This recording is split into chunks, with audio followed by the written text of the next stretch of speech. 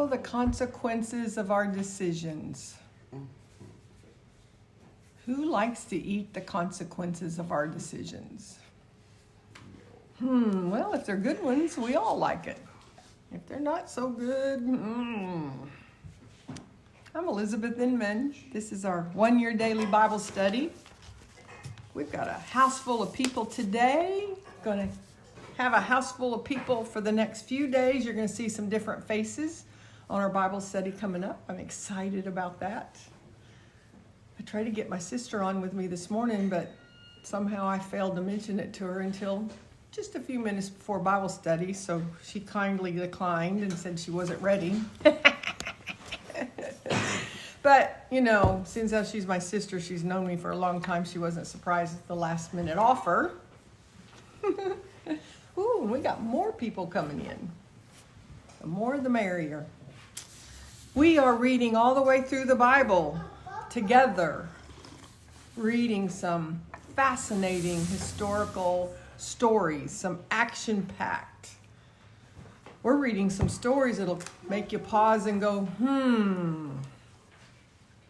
The stories we're reading today, if Elijah would have done the 3 things God asked him to do, it would have rewritten everything in our Old Testament reading today. If only Elijah had done what God asked him to do. But he didn't.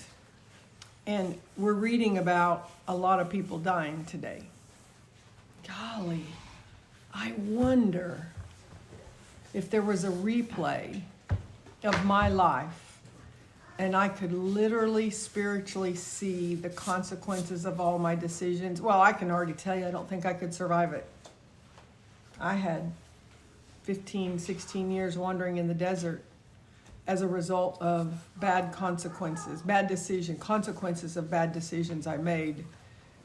And that was just what I could see. That's just what I could see. In today's reading, we're seeing prophecies come true.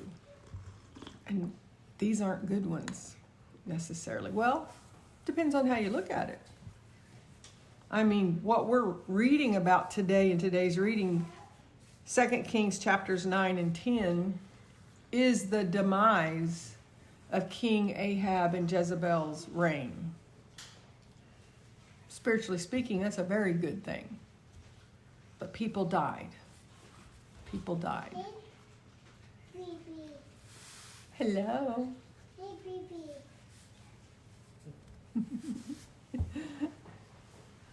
So this is our one-year daily Bible reading. We're on day 177, fast approaching the mid-year mark. Excited to have you guys on with us. Please put your prayer requests in the comments.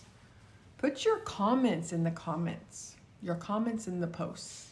I always say that wrong. We love to hear what you got from today's reading. I got texts this morning from people that had read way before I read. Shared with me their thoughts about today's Bible reading. I love that. I love when we share. I mean, that really is the purpose of this community. Speaking of, look who's here. Look who's here right over there. There's Corey. I should have had Corey. Do you have your favorite cup? No, I don't. Oh, well, he's got best dad ever, but he's got a cup that says, I don't know, favorite sister-in-law or something with my name on it. I'm just saying, you know. I don't know where he got that cup or anything, but I think did he buy that cup or did I buy it for him? I can't. Anyway, he's got a cup that materialized. Materialized.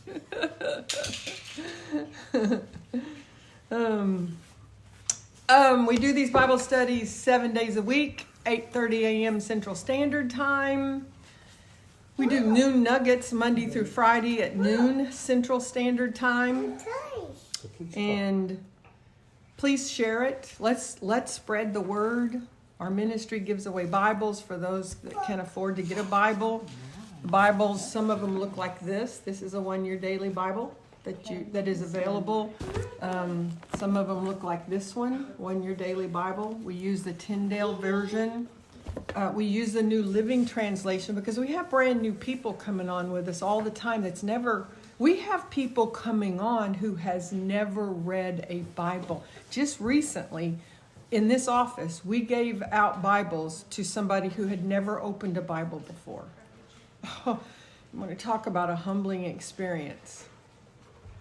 Man, just this week, I counseled with somebody who had never read Psalms 91. And when I read Psalms 91 to them, they just kept saying, my mind's blown. My mind's blown. My mind is blown. I didn't know that was in there. I didn't know that's what God said. Do y'all understand that's what makes this all worthwhile? Things like that. That's why we do what we do. That's why you guys donate. Thank you guys. Thank you for our partners that are sending in faithfully to this ministry, Dream Big Today Ministries, going to the app and putting recurring gifts to this ministry so we can continue to do that. God's got big plans for this ministry, but right now he's got big plans about this Bible study. This is about Jehu, son of Jehoshaphat, who was on staff for the king, who today in today's reading rises up and what's the word? What does he do? He leads a revolt. There we go. He leads a revolt. And the way he does it, one of the first things that comes to my mind is when you're called into leadership, you're called into boldness. That's something, I didn't have any trouble in my job being bold. Probably, in fact, if truth be known, there's probably more times than not I was a little too bold at times.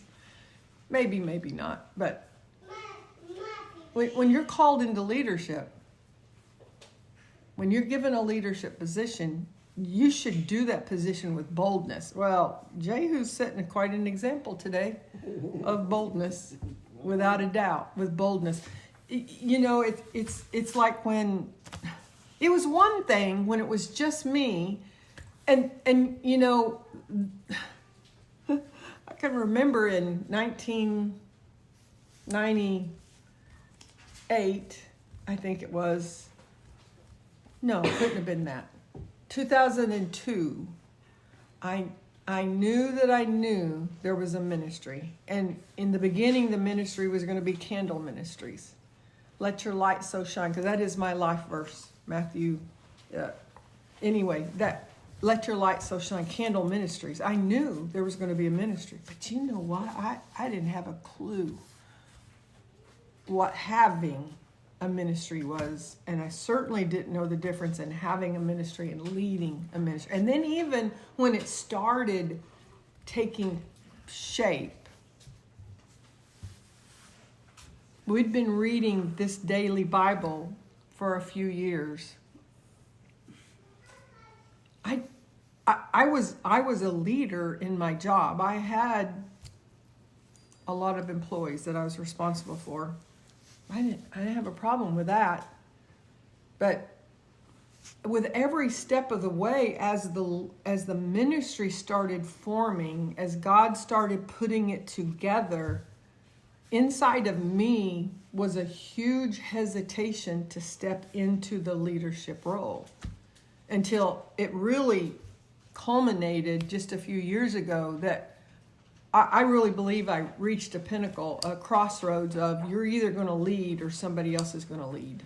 I really think it boiled down to that God gave me a choice, that I could step into the true leadership, or I could just decide to just be a member. But the truth is, I tell you guys all the time, you're a leader now. I mean, had I even taken the role of not leading this ministry and just being a member, it doesn't take away my responsibility to lead, because somebody's always watching. Somebody's always watching. I've got a 19-year-old at this table right here today that I know that in her humbleness, she's not about to stand up and say she's got it all together and she's all that in a bag of chips. She'd tell you just the opposite. And then I'm telling you, she's a leader, and she has people watching her. To begin with, she's got her, is he 2 or 3? 2-year-old son that watches every minute of every day. Every minute of every day. And that 2-year-old son is watching his BB, that's what he calls his grandma, is watching his BB every minute of every day. And his aunt, his 10-year-old aunt that's sitting over there by him, that little boy is watching her every minute of every day. Leadership. We're seeing leadership in a very, very, very different way. I hesitated to step up into spiritual leadership because I didn't feel worthy. I thought I'd made too many mistakes. I couldn't see God using me in that way. I struggled with it. And he had to get really, really, really real with me to get me to step into that leadership role. And when he did, things started changing. Well, things changed today in the world of Jehu. And we read today how he took charge. And isn't it something that one of the ways he took charge was driving fast in the chariots? Kind of reminds me of a time when I used to drive fast. But I wasn't driving fast for the Lord.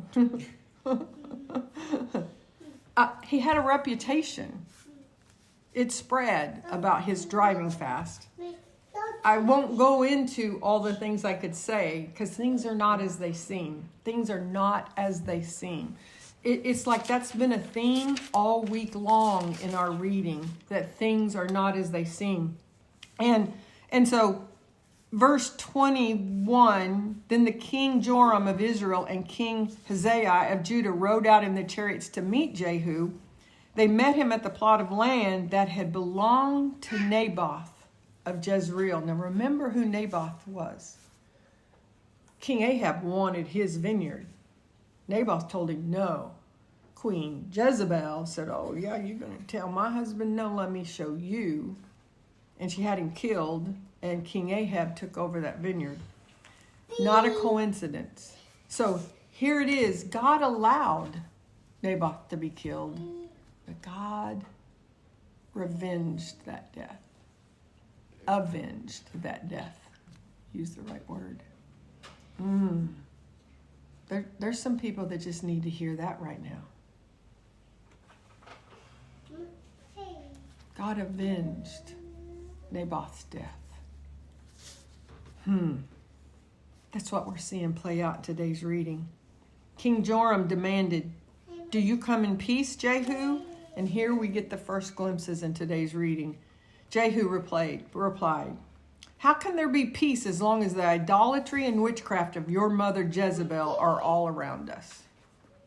Then King Joram turned the horses around and fled, shouting to King Ahaziah, treason, Ahaziah. But Jehu drew his bow and shot Joram between the shoulders. The arrow pierced his heart, and he sank down dead in his chariots. And then Jehu said to his officer, throw him into the plot of land that belonged to Naboth of Jezreel. Do you remember when you and I were riding along behind his father Ahab? The Lord pronounced this message against him. I solemnly swear that I will repay him here on this plot of land, says the Lord, for the murder of Naboth and his sons that I saw yesterday. So throw him out on Naboth's property, just as the Lord said. You know, through these stories, over and over and over again, God is telling us over and over and over again, he is a faithful God. He is to be trusted. Things are not as they seem. People would question, why? Why did Naboth, who did nothing wrong except defend his own property, why did he have to die? You know, the better question, anytime you're tempted to ask God why, the better question is, Lord, what do you want me to know about this? Here we are, thousands of years later, reading this story, and this story is speaking to our hearts right where we're at, giving us the message we need in today's world, in our world. See, it's not even about today's world most of the time when we wake up early. No, you got picked up. Yeah.